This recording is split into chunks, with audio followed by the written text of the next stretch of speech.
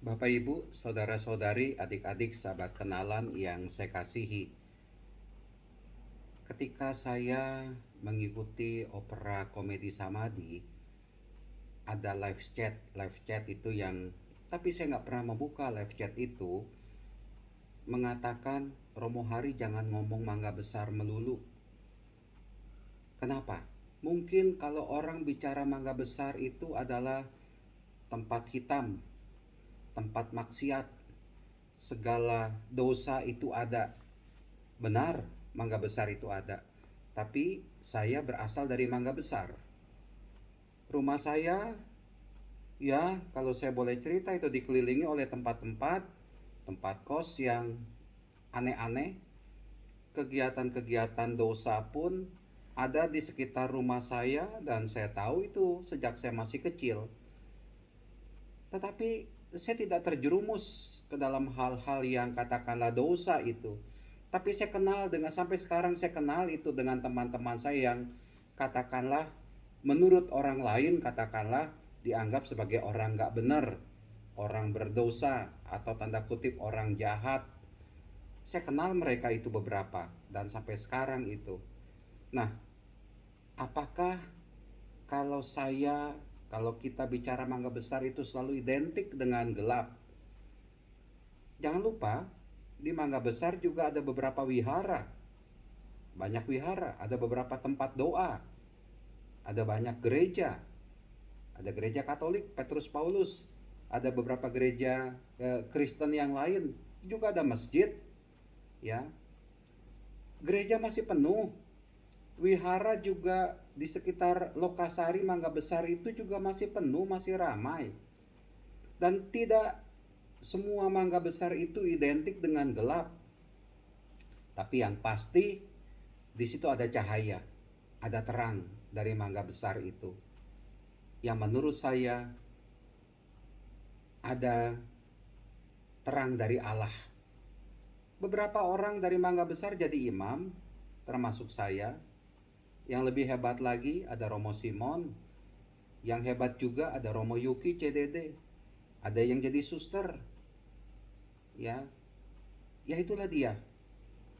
Jangan kita melihat dari sisi gelapnya, tapi mari kita lihat dari sisi terangnya.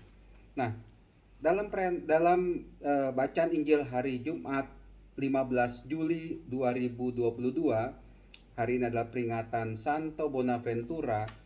Dari dalam bacaan Injil menurut Matius bab 12 ayat 1 sampai dengan 8, orang-orang Farisi itu mempertanyakan kepada Tuhan Yesus dan lalu langsung menuduh murid-muridmu berbuat sesuatu yang tidak diperbolehkan pada hari Sabat, di mana murid-murid Tuhan Yesus itu lapar dan mereka memetik bulir gandum lalu memakannya.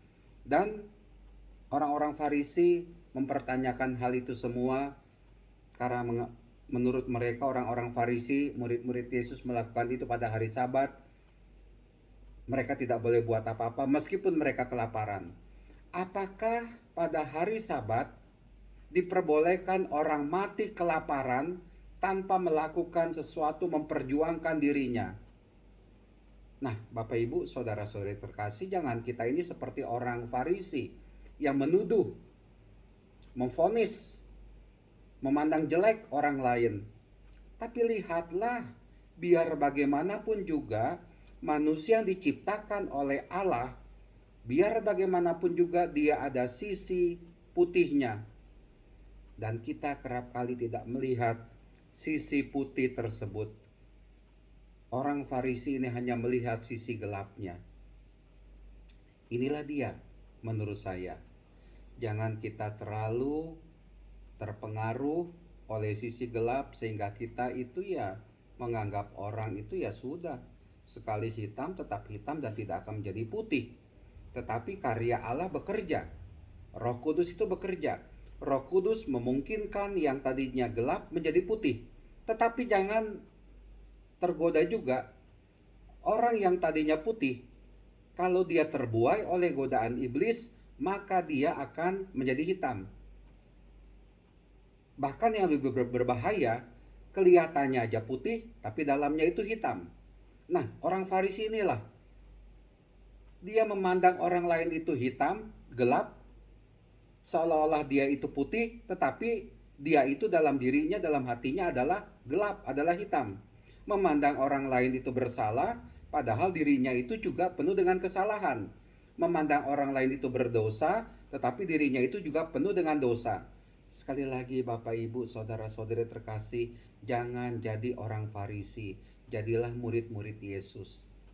Dan yang saya pahami dari Tuhan Yesus adalah dia bisa melihat sisi putih meskipun berada dalam gelap.